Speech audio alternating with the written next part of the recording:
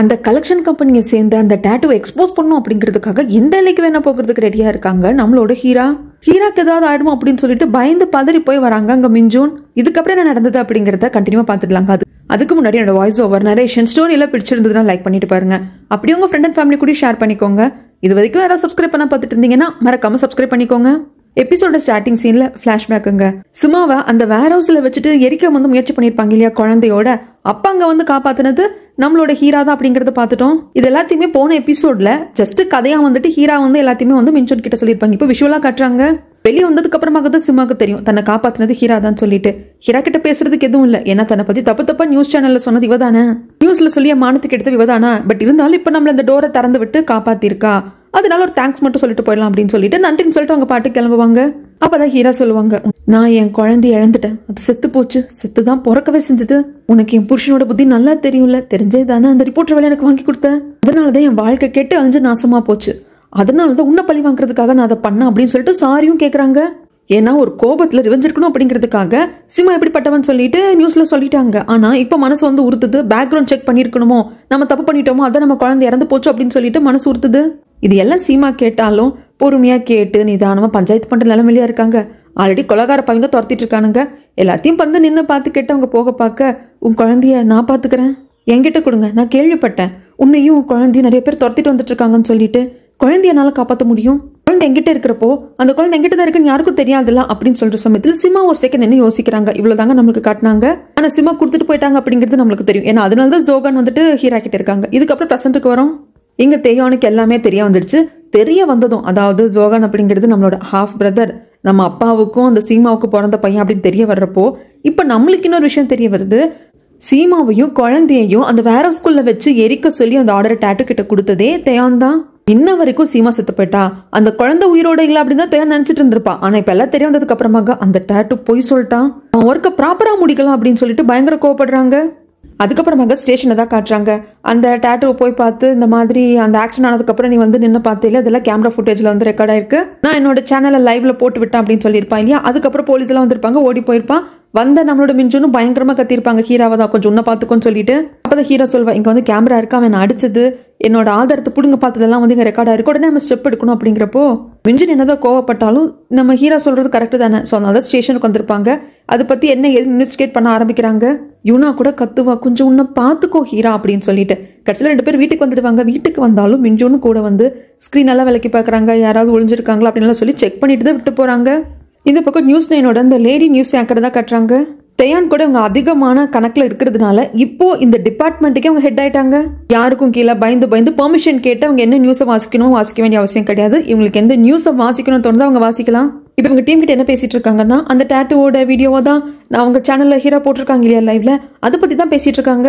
இந்த பக்கம் டேட்டூவோட அந்த ஆள், இந்த பர்சனுக்கு நான் பேடுன்னு பேர் வைக்கிறேன், இந்த பேடை அனுப்பிச்சு அந்த முன்னாடி இருக்கும் இல்லையா ஹீரோவோட ஆஃபீஸ் இருக்கிற அந்த பில்டிங்க்கு முன்னாடி கொஞ்சம் வேவு பார்த்துட்டு வந்து சொல்றப்போ அந்த ஆளும் அதே மாதிரி பண்றாங்க. கேமராஸ் இருக்கிறதெல்லாம் நோட் பண்ணிக்கிறான். இந்த பக்கம் டேட்டூவை காட்டுறாங்க. டேட்டூ தலைமறைவா இருக்கா, வேற ஏதோ வேர் ஹவுஸ்ல இருக்கா. அந்த சமயத்துல தேயான் போன் பண்ணி சொன்னதான் ஞாபகம் வருது, நீ சரியா ஒர்க்க முடிக்கல, சீமாவையும் அவ குழந்தையும் நீ மர்டர் பண்ணல, அன்னைக்கிட்ட நீ போய் சொல்லிட்ட.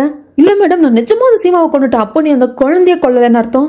இல்ல மேடம், 2 பேரும் தான் கொண்டாடே, போய் சொல்லாதடா, அந்த குழந்தைய ஹீரா இத்தனை வருஷம் வளர்த்துட்டு வந்துட்டு இருந்திருக்கா, நினைச்சிட்டு இருக்கா அப்படிங்கிறப்ப என்ன பண்றது தெரியாம முடிச்சிட்டு இருக்காங்க. அப்பதான் அந்த பேட் வந்துட்டு சொல்லுவான், இல்ல அந்த இடம் வந்து இந்த மாதிரி செக்யூரிட்டி கேமராஸ் இருக்கு, அதுதான் கவர்மெண்ட் இன்ஸ்டால் பண்ண மாதிரி தெரியல, இவங்களே கொஞ்சம் செக்யூரிட்டி பர்பஸ்க்காக வச்சிருக்காங்க போல இருக்கு அப்படின்னு எல்லாத்தையும் சொல்றான். டேட்டுக்கு என்ன பண்றதுன்னு தெரியல, மண்டையை பிச்சுட்டு இருக்கிறப்போ இங்க தேயானுக்கும் என்ன பண்றதுன்னு தெரியல. என்னடா இது, நம்மளுக்கு அடுத்து வாரிசு இருக்க கூடாதுன்னு சொல்லிட்டு அதை மொத்தமா அழிச்சா அந்த பையன் இவ்வளவு தூரம் வளர்ந்து வந்து நிக்கிற, கடைசியில் நம்ம அப்பா கூட வந்து சேர்ந்துட்டானே அப்படின்னு தான் தோணுது. அந்த சமயத்துல மேடம் உங்க அப்பா வந்து அவர் ரூமுக்கு உங்களை மீட்டிங்க்கு கூப்பிடுறாங்க அப்படிங்கிறப்ப அங்க வந்து பார்த்தா தான் தெரியுது நம்மளோட மிஞ்சன் உட்காந்துட்டு இருக்காங்க. அங்கதான் தேயானுக்கு வைக்கப்படுது ஆப்பு. சேர்மன் இருந்துட்டு, அம்மாடி நீ ரொம்ப நல்லா ஒர்க் பண்ணிட்ட, நம்மளுக்கு வந்து சைனீஸ் மார்க்கெட்டு ரொம்ப முக்கியம், அதனால நீ சைனாக்கு போ, அங்க நம்ம கம்பெனி வந்து எஸ்டாப்ளிஷ் பண்ணணும் இல்லையா, அங்க இருக்கிற பிரான்ச் இன்னும் கொஞ்சம் எஸ்டாப்ளிஷ் பண்ண அப்படிங்கிறப்போ என்னப்பா இது விளையாட்டுத்தனமா இருக்கு, நம்ம கொரியாவை சேர்ந்த கம்பெனிஸ் எல்லாம் சைனால இருந்து இங்க ரிட்டர்ன் ஆயிட்டு இருக்காப்போ என்ன போ சொல்றீங்க, புரிஞ்சுதுமா, பட் அவங்களுக்கு வந்து சூட்சமும் தெரியல, நீ நல்ல விவரமான புள்ள இல்லையா, உனக்கு சூட்சமும் தெரியும், அது மட்டும் இல்லாம சைனாவோட மார்க்கெட்டு நம்மளுக்கு முக்கியமா அப்படின்னு சொல்றாங்க. சரிப்பா, அப்போ இங்க இருக்கிற வேலை என்னோட பொசிஷன் எல்லாம் அப்படிங்கிறப்போ அதை பாத்துக்கிறதுக்கு தான் மிஞ்சல் இருக்காங்களே, பயங்கர புத்திசாலிமா இவரு, நான் இவரை மேனேஜிங் டைரக்டர் ஆக்கியிருக்கேன், என்னோட நேரடி பார்வையில இவர் எல்லாத்தையும் பார்த்துப்பாரு, அது மட்டும் இல்லாம ஸ்ட்ராட்டஜி டீமுக்கு கூட இவர் நான் ஹெட் ஆக்கலான் இருக்கேன், செம ஷார்ப்பான புள்ளமா அப்படிங்கிறாங்க. இதுக்கு மேல என்ன பேசுறது எது பேசுறதுன்னு தெரியல. இங்க உட்காந்து கத்திட்டு இருக்கிறதுல பிரயோஜனமே இல்லை அப்படின்னு சொல்லிட்டு அங்க இருந்து தேன் எழுந்து போயிடுறாங்க. அதுக்கப்புறமாக சேர்மன் சில பேப்பர்ஸ் எல்லாம் கொண்டு வந்து கொடுக்குறாங்க மிஞ்சுன் கிட்ட. இந்த மாதிரி இந்த கப்பல் கம்பெனி இதுக்கப்புறம் நீங்க தான் பாத்துக்கணும், நீங்க அதோட ஹேண்ட் ஓவர் எடுத்துக்கோங்க, முழு அத்தாரிட்டி நான் உங்ககிட்ட கொடுக்குறேன். ஆனா இந்த கப்பல்கள் எல்லாம் பழசா இருக்கே, நீங்க இது வந்து புதுசா வாங்கின மாதிரி கணக்கு காட்டியிருக்கீங்க. அதுதான் ஆக்சுவலா நம்ம வந்து ரெட்டிப்பு லாபம் பார்க்கணும் அப்படின்னா எதையும் புதுசா வாங்க முடியாது. அப்ப நம்ம கிட்ட நிறைய பணம் போகும். பழச புதுசா மாத்தி காட்டிட்டா நமக்கு டாக்ஸ்ல இருந்து நிறைய வந்து கெயின் கிடைக்கும் இல்லையா அப்படிங்கிறாங்க. வேற வழி இல்லாம சேர்மன் சொல்றதுல மிஞ்சுன் செய்ய ஆரம்பிக்கிறாங்க. இந்த பக்கம் ஏதோ ஒரு ஃபைல் தேவைப்படுது, வெளியே இருக்காங்க நம்ம யூனா. அதனால ஆஃபீஸில் இருக்கிற ஹீராக்கு கால் பண்ணி அந்த ட்ராவில் 3வது ட்ராவலியா 1வது ட்ராவலியான்னு தெரியல, கொஞ்சம் தேடி அந்த ஃபைலை மட்டும் எடுத்து ஃபோட்டோ அனுப்ப அப்படிங்கிறப்போ இவங்களும் எடுத்து ஃபோட்டோ அனுப்பிச்சிடுறாங்க. அதுக்கப்புறம் அதுக்கு கீழே வேற ஒரு கவர் இருக்கு, அதை எடுத்து பார்க்கறப்ப தான் தெரிய வருது 10 வருஷத்துக்கு முன்னாடி அந்த வேற ஹவுஸ் நெருப்பு பிடிச்சதுல நீங்க தான் பக்கத்தில் இருந்திருக்கீங்க, சிகரெட் பிடிச்சிருக்கீங்க, அதனால அந்த இடம் தீ பிடிச்சிச்சு அப்படின்னு சொல்லிட்டு இவங்க மேல இன்சூரன்ஸ் கம்பெனி கேஸ் போட்டிருக்கோம் இல்லையா யூனாவோட அப்பா மேல. அதுக்கான பேப்பர்ஸ் எல்லாம் அதுல இருக்கு. அதை பார்த்ததுக்கு அப்புறமாக யூனாவோட அப்பா மிஸ்டர் கோவை பார்க்கறதுக்காக ஹீரா வராங்க. உங்களோட இந்த பில்டிங் கைவிட்டு போக்குறதுக்கே நான் தான் காரணம், நான் தான் உங்ககிட்ட சிம்மாவை கண்டுபிடிக்க சொல்லி சொன்னேன், அந்த வேர் ஹவுஸ்ல தான் சிம்மா இருக்கா அப்படின்னு சொல்லிட்டோம். அவள் இந்த மாதிரி நிறைய பேர் துரத்திட்டு இருக்காங்க, உயிருக்கே ஆபத்தோட்டு நீங்க தான் வந்து என்கிட்ட சொன்னீங்க. இன்னும் சொல்ல போனா இந்த வேர் ஹவுஸ் எரிஞ்ச இடத்துல நீங்களும் தான் இருந்தீங்க. என்ன காப்பாத்துறதுக்காக எதுவுமே சொல்லாம எல்லா பழியும் ஏத்துக்கிட்டு நீங்க கஷ்டப்பட்டு சம்பாரிச்ச பணத்துல வாங்கின அந்த பில்டிங்கையும் உங்க கைவிட்டு போக விட்டுட்டு உங்க பொண்ணு படுற கஷ்டம் எல்லாத்தையும் பார்த்துட்டு சும்மா இருக்கீங்க. ஆரம்பத்துல யூனா சொன்னப்போ நான் என்னமோ ஏதோ நினைச்சேன், ஆனா இந்த ஃபைல்ஸ் எல்லாம் பார்த்ததுக்கு அப்புறம் எனக்கு உண்மை தெரிய வந்தது.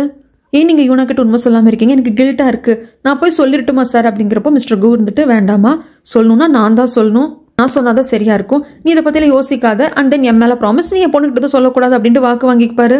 இங்க மிஞ்சுன் அந்த சேர்மேன் என்னென்ன பண்ண சொன்னாங்களோ அது எல்லாத்தையும் இந்த ஃபைல்ஸ் எல்லாத்தையும் எடுத்துக்கொண்டு அசிஸ்டன்ட் கிட்ட வந்துட்டு டிஸ்கஸ் பண்ணிட்டு இருக்கிறப்போ, மிஞ்சுன் சார் இது உங்களுக்கு கொஞ்சம் ஃபிஷியா தெரியல, அந்த நாள் உங்களுக்கு ஏதோ பெரிய பொறுப்பு கொடுத்து உச்சாணி கொம்பல தூக்கி வைக்கிற மாதிரி இருக்கு, இந்த ஷிப் கம்பெனி உங்களே பார்த்துக்க சொல்றாரு, ஓனர்ஷிப் எடுத்துக்க சொல்றாரு, இதுலதான் பிரச்சனை வந்தா ஏற்கனவே இதுல பிரச்சனை இருக்கு அப்படிங்கிறது உங்களுக்கு எனக்கும் தெரியும். என் அப்பாவே அந்த சேர்மேனோட பினாமி பேர்ல இருந்த ஷிப் கம்பெனில தான் போயிட்டு அந்த ஷிப்பை ஓட்டிட்டு போயிட்டு என்ன பிரச்சனையாச்சு, அந்த ஷிப்பு வந்துட்டு மூழ்கி போச்சு, அதில் எத்தனையோ பேர் இறந்து போயிட்டாங்க, உங்க அக்காவுக்கு என்ன ஆச்சுன்னு தெரியல, என் அப்பா இறந்து போனாரு, என் அப்பா மேல எல்லா பழியும் வந்தது, அந்த கப்பல் கம்பெனிக்கு ஒரு பினாமி வச்சுக்கிட்டு சேர்மேன் சேஃப் ஆயிட்டான், இப்போ கிட்டத்தட்ட அந்த பினாமி மாதிரி தான் உங்களுக்கு யூஸ் பண்ண போறாரு அப்படிங்கிறப்போ மிஞ்சுன் சொல்றாங்க, ஏன்பா உனக்கு எந்த அளவுக்கு புரியுதுன்னு எனக்கு புரியாதா, அவன் என்னையும் வழியிலிருந்து ஒதுக்க பாக்குறான், அவனுக்கு ஜோகன் மட்டும்தான் வேணும், ஜோகன் சம்பந்தப்பட்ட யாரும் வேண்டாம், அது எனக்கு நல்லா தெரியும், அது மட்டும் இல்லாம என் அக்கா பையன் ஒரு தப்பான இடத்துல இருக்கிறத நான் மட்டும் விரும்புவேனா, அந்த சேர்மேனோட போக்கிலேயே போய் அவனை என்ன பண்ணலாம் அப்படின்னு தான் நான் பிளான் பண்ணிட்டு இருக்கேன்.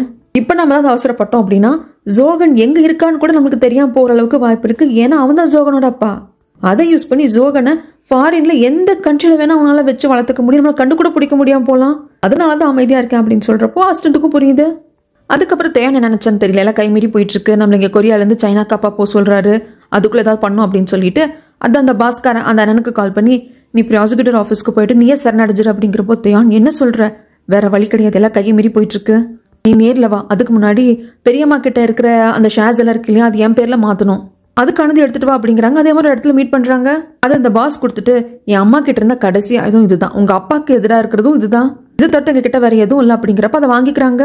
தேயான் வாக்கும் கொடுக்குறாங்க, நீ எதுக்கும் கவலைப்படாத, ப்ராசிக்யூட்டர் ஆஃபீஸ் போயிட்டு நீயே சரணடைஞ்சிரு, அதுக்கப்புறமாக எந்த பிரச்சனையெல்லாம் வெளியெடுக்க வேண்டியது என் பொறுப்பு, கம்பெனியை கைக்கு வந்ததுக்கு அப்புறம் எல்லாமே ஈஸி அப்படின்னு சொல்றாங்க. இந்த பக்கம் சேர்மேனும் ஜோகன் உட்காந்து செஸ் விளையாண்டுட்டு இருப்பாங்க. சேர்மேன் ஈஸியா ஜோகன் வின் பண்ணிடுவான், உனக்கு யார் செஸ் விளையாட சொல்லி கொடுத்தது அப்படிங்கிறதுக்கு என் அம்மா அப்படிங்கிறாங்க. அதாவது ஹீரோவை தான் அந்த பையன் சொல்றான். அந்த இடத்துக்கு தேயான் வந்து நிக்கிறாங்க. தேயான சேர்மன் எதிர்பார்க்கல அப்படின்னாலும் அதிர்ச்சிய முகத்துல காட்டிக்கல. வா தேயான், இந்த பாருப்பா ஜோகன், இதுதான் உங்களோட பெரிய அக்கா, பெரிய அக்காக்கு வணக்கம் சொல்லுங்க அப்படின்னு ஜோகனும் போய் நின்றுட்டு அக்கா வணக்கம் அக்கா அப்படிங்கிறாங்க. அப்படியே பார்த்துக்கிட்டே நிற்கிறப்போ அங்கே நர்ஸ் இருப்பாங்க ஜோகனை வந்து பக்கத்துல இருந்தே பார்த்துக்கிறதுக்கு. அவங்க கிட்ட கூப்பிட்டு நீங்க ஜோகனை கூப்பிட்டு போங்கன்னு சொல்லிடுறாங்க. அதுக்கப்புறம் நின்றுட்டே தேயான் பேசுவாள், எனக்கு கழுத்து வலிக்குது, கொஞ்சம் வந்து உட்காடுறியா, பா என்னப்பா இது, யாருப்பா இந்த பையன் அப்படிங்கிறப்போ, என் பையன், உன்னோட குட்டி தம்பி, இது எப்பத்துல இருந்து 11 வருஷமாவே அப்படிதான், ஆனா நான் இப்பதான் பார்த்தேன், எனக்கும் சிமாவுக்கும் பிறந்தவன், என்னோட அடுத்த வாரிசு அப்படிங்கிறப்போ இது உங்களுக்கே வேடிக்கையா இல்ல, இல்ல வேடிக்கையா இல்ல, ஓ உங்க பையனுக்கான பொறுப்புகள் எல்லாத்தையும் கொடுக்கறதுக்கான ஏற்பாட்டுல தான் என்ன சைனா துரத்துறீங்களா அப்படிங்கிறப்போ, இல்ல உனக்கு கேப்பபிலிட்டி இருக்குன்னு நினைச்சேன், ஆனா அது இல்ல, ஜோகன் வயசுல நீ இருந்த சமயத்துல அந்த வீட்டை வந்து நீ வளைய வர்ற சமயத்துல அந்த கியூட்னஸே நான் உங்ககிட்ட பாக்கல, அப்ப இருந்து ஒரு இறுக்கமான முகம் தான் உங்ககிட்ட இருந்தது, ஆனா ஜோகன் அப்படி இல்லை, அவன் பக்கத்துல இருக்கிறப்ப நான் ஒரு லைட்டான ஃபீலிங்கை ஃபீல் பண்றேன், போதும் போதும் உங்க பையன் புராணம் பாடினது அப்படின்னு சொல்லிட்டு இருந்து போறப்போ, இதை பாரு தேயான், கரெக்டான இடத்துல நான் அந்த மிஞ்சுனை ஸ்டாப் பண்ணல அப்படின்னா நீ மிஞ்சுன் கிட்ட ஏமாந்துதான் போயிருப்ப, அவனை ஈஸியா ஏமாத்திருப்பான், ஏன்னா அவன் எனக்கு வேலை செய்யறான்னு தெரியாம உங்ககிட்டயும், உனக்கு வேலை செய்யறான்னு தெரியாம என்கிட்டயும் மாறி மாறி கேம் விளையாண்டுருக்கான். உனக்கு என்ன ஒரு அறிவு இருக்கு இந்த கம்பெனி நடத்துறதுக்கு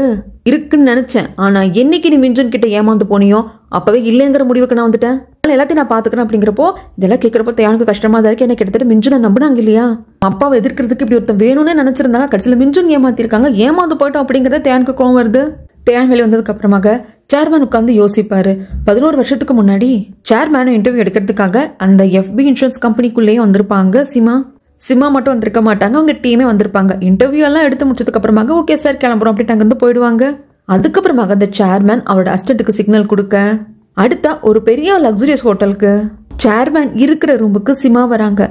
சிமா விருப்பப்பட்டு வந்த மாதிரி தெரியல, ஆனா எது அவளை கட்டாயப்படுத்துச்சு அப்படிங்கறதும் நம்மளுக்கு தெரியல. இங்க சீன் அப்படியே கட் பண்ண எங்கேன் பிரசன்ட் அப்பாவை பார்த்துட்டு அந்த தனி வீட்டுல இருந்து வந்து கார் எடுக்கிற சமயத்துல உடனே ஃபர்ஸ்ட் அந்த டேட்டுக்கு கால் பண்ணி தேயான் சொல்றது அந்த ஹீராவையும் மிஞ்சுனையும் போட்டு தள்ளிற அப்படிங்கிறது தான்.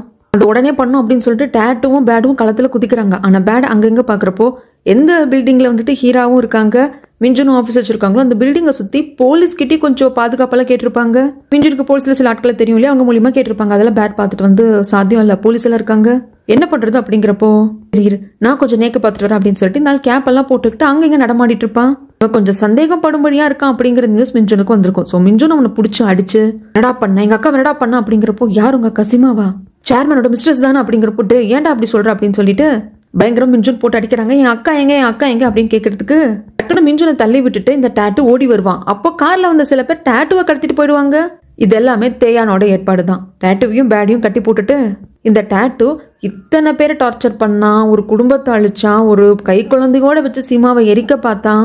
இத்தனையும் பண்ணவனுக்கும் ஃபேமிலி இருக்கான், 2 குழந்தைங்க இருக்கான். அவங்கள வச்சு இந்த தேயான் பிளாக்மெயில் பண்றப்போ என் குழந்தைங்களை எதுவும் பண்ணிடாது அப்படின்னு சொல்லிட்டாளாராம். தேயானும் வந்து சொல்றான் அவங்களை எதுவும் பண்ணிடாது, ஆனா கண்காணிச்சிட்டேன்னு சொல்லிட்டு இன்ஸ்ட்ரக்ஷன் கொடுத்துட்டு இந்த டேட்டுவை பார்த்து நான் சொன்ன வேலையை ப்ராப்பரா முடி, இல்லைன்னா என்ன நடக்கும் எனக்கு தெரியாது அப்படின்னு சொல்லிட்டு அவங்களை அங்கேயே விட்டுட்டு போயிடுறா.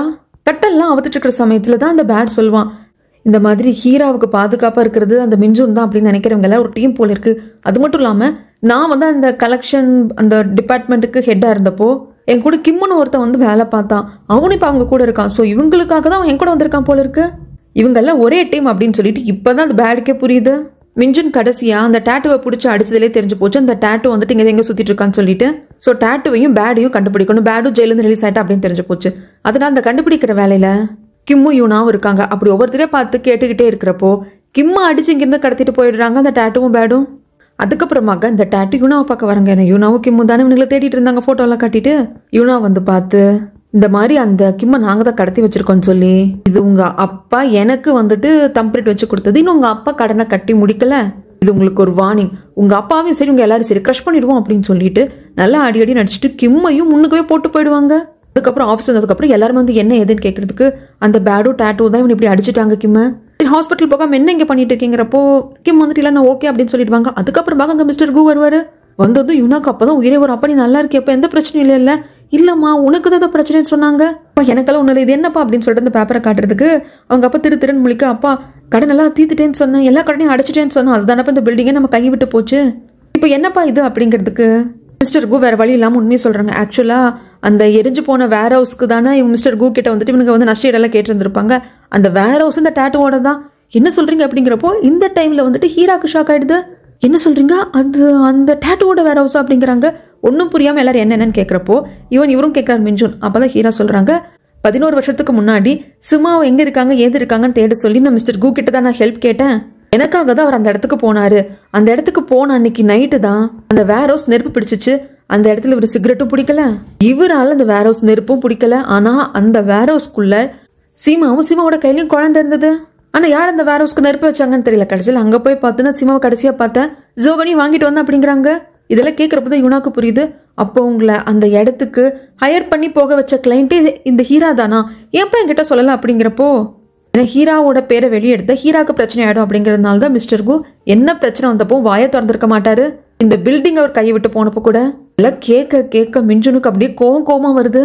அப்பதான் மிஸ்டர் கு சொல்லுவாரு, ஆக்சுவலா அந்த இடத்துல யாரோ வாண்டடா நெருப்பு வச்சிருக்காங்க, ஏன்னா சிம்மாவை குழந்தை உள்ள மாட்டிட்டு இருந்தப்போ வெளியே லாக் செய்யப்பட்டிருந்தது, அந்த வேர் ஹவுஸ்குள்ள அவங்க மாட்ட வேண்டிய அவசியமே கிடையாது, இது வாண்டட் தான் அப்படிங்கிறப்போ மிஞ்சுனுக்கு பயங்கர கோவம் வருது. இன்னுமே கூட மிஞ்சுனோட அக்கா தான் சிம் அப்படிங்கிறது இங்க இருக்கிற யாருக்கும் தெரியாது. ஆனா அசிஸ்டன்ட்டுக்கு தெரியும். அந்த இடத்துல இருக்க முடியாம மிஞ்சுன் அவரோட ஆபீஸ் ரூமுக்கு வந்துட்டு பயங்கரமா கோவப்படுறாரு. பின்னாடி அசிஸ்டன்ட் தான் வந்து பொறுமையா இருங்கன்னு சொல்றாங்க. ஆனா சேர்மேனுக்கும் தேயானுக்கும் தெரிஞ்சு போச்சு மிஞ்சுனோட அக்கா தான் சீமான்னு சொல்லிட்டு. அதுக்கப்புறமாக சேர்மேன் வந்துட்டு மிஞ்சுனை பார்க்கணும்னு சொல்லிட்டு கூப்பிட்டுருப்பாங்க. வந்து என்ன எதுன்னு கேட்கறதுக்கு இதை பார்ப்பா, என் பொண்ணு தேயான் வந்து கொஞ்சம் கோபக்காரி தான். இன்னும் சொல்ல போனா ஜோகனை அழிக்கணும்னு கூட அவன் நினைப்பாதான். ஆனா 2 பேருமே என்னோட குழந்தைங்க தான். அவங்க 2 பேரையும் நான் பார்த்துக்கணும்னு நினைக்கிறேன். என் பொண்ணு தேயானுக்கு வந்து நான் கட்டி கொடுத்த இடம் அப்படிங்கிறது சரிப்பட்டு வராது. ஏன்னா அவங்க எல்லாம் பணம் தின்னி கழுகுங்க, பணம்ட்டே இருப்பாங்க. அதுக்கு இவளை கவுக்கிறதுக்கு கூட அவங்க வந்து யோசிக்க மாட்டாங்க. தேயானுக்கு வந்து ஒரு உறுதுணையா இருக்க போறது ஜோகன் தான். ஜோகனுக்கு ஒரு சப்போர்ட்டா தேயான் தான் இருக்கணும். அதுக்கு தேயானோட மனசு பக்குவப்படுற வரைக்கும் தேயான் சைனால இருந்து பிசினஸ் பார்த்துக்கிட்டோம். நீ ஜோகனுக்கு தாய்மாம, அவனுக்கு நீ எப்போ உறுதுணையா இருக்கணும் அப்படின்னு சொல்லிட்டு சில பொறுப்புகளை கொடுப்பாங்க. இங்க அந்த கடங்கார பாஸ் இருக்கான் இல்லைங்களா, ப்ராசிக்யூட்டர் ஆஃபீஸ்ல போய் சரண்டர் ஆயிட்டான். விசாரிக்க வர ப்ராசிக்யூட்டர் இருந்துட்டு அடுத்த கோர்ட் கேஸ்க்கு போயிடும், கண்டிப்பா உங்களுக்கு ஆதாரம் எல்லாம் இதா இருக்கிறதுனால உங்களுக்கு தண்டனை கிடைச்சிடும் அப்படிங்கிறப்போ உடனே வந்துட்டு இவளுக்கு கால் பண்றாங்க. தேனுக்கு கால் பண்ணிட்டு தேன் என்ன நடந்துட்டு இருக்கு, ஜஸ்ட் என்ன போய் சரண்டர் ஆக சொன்னா மத்தல நீ பாத்துக்கிறேன்னு சொன்னேன், இங்க ஏதோ பனிஷ்மெண்ட் அதுன்னு பேசிட்டு இருக்காங்க அப்படிங்கிறப்போ இதை பாரு நான் ஒன்னும் பண்ண முடியாது, இது வந்து ஹை ப்ரொஃபைல் கேஸா மாறிடுச்சு, உனக்கு எதிர ஆதாரம் எல்லாம் வலுவா இருக்கு, அண்ட் தென் லைவ்லயே நீ அந்த ஹீரோவை தர அந்த ரூம்க்கு இழுத்துட்டு போயிருக்க, என்னால எதுவும் பண்ண முடியாது அப்படின்னு சொல்லிட்டு அவங்க அண்ணனையும் தேயான் கைவிட்டுட்டான். ஆனா இந்த பாஸுக்கு அது தேவைதான், இது கரெக்டான தண்டனை தான். அதுக்கப்புறமாக என் அப்பா எங்க அப்படின்னு சொல்லிட்டு அசிஸ்டன்ட் கிட்ட கேட்கறதுக்கு ஆஃபீஸ்ல இருக்காங்க மேடம் அப்படிங்கிறாங்க. எதுக்கு கேட்டானா உடனே இந்த தனி வீட்டுக்கு வர அங்க இருக்கக்கூடிய ஜோகனை பாக்குறா. ஜோகனுக்கு ஒரு மொபைல் போன் கிஃப்டா கொடுக்குறா. ஜோகன் கிட்ட நல்ல விதமா தான் பேசுறா. ரொம்ப தேங்க்ஸ் அக்கா, நான் எங்க அம்மாவுக்கு கால் பண்ணுவேன், உங்க அம்மா உனக்கு அவ்வளவு பிடிக்குமா? ஆமா, நான் ஹீராமாவை பாக்கணுங்கிறப்போ சரிவா நான் கூப்பிட்டு போறேன் அப்படின்னு சொல்லிட்டு கூப்பிட்டு போறாங்க. கொஞ்ச நேரமா ஜோகனை வந்து தனி வீட்டுல காணும் அப்படின்னதும் அதுக்கப்புறமா தான் அசிஸ்டன்ட் மூலியமாக சேர்மேனுக்கு நியூஸ் வரும். அப்பதான் சேர்மேனை பார்த்துட்டு வெளியே வந்திருப்பாரு நம்ம மிஞ்சுன். இதை கேட்டதும் அவரு வைக்கணும் ஓடி வந்து இந்த தனி வீட்டுக்கு முன்னாடி ஒரு சிசிடிவி கேமரா பிக்ஸ் பண்ணிருப்பாரு. அதன் வகையில பாக்குறப்போ தேயான் தான் கூப்பிட்டு போறா. இந்த பக்கம் ஹீராவை தான் காட்டுறாங்க. ஹீரா அவங்க ஆஃபீஸ்ல இருக்கிறப்போ ஏதோ புது நம்பர்ல இருந்து கால் வருது. பேசுற சமயத்துல பேசுறது ஜோகன் தான். அம்மா எங்கம்மா இருக்க, எனக்கு புது போன் கிடைச்சிருக்கு, அதான் உனக்கிட்ட பேசினேன் அப்படிங்கிறப்போ ஆஃபீஸ்ல தான் இருக்க அப்படின்னதும் அந்த பையன் அங்கே வந்து நிக்கிறான். பேசிட்டே தான் வந்திருப்பான், நீ எப்படிடா வந்து அப்படிங்கிறப்ப பின்னாடியே தேயான் வந்து நிக்கிறான். ஜோகனை தேயான் தன் பக்கம் கூப்பிட்டு அப்படியே ஷோல்டரை பிடிச்சு அழுத்துற மாதிரி நிக்க இது ஹீராக்கு பிடிக்கல. டக்குன்னு ஜோகனை தன் பக்கம் இழுத்துக்கிறான். அதுக்கப்புறமாக மிஞ்சுன் வராரு. அதுக்கப்புறமாக சேர்மேன் வராங்க. என்ன எல்லாரும் அடிச்சு பிடிச்சு வந்திருக்கீங்க போல இருக்கு அப்படின்னு சொல்லிட்டு சத்தமா அந்த தேயான் சிரிக்கிறான். இதுக்கப்புறம் என்ன நடந்தது அப்படிங்கறத நான் அடுத்த சொல்றேங்க.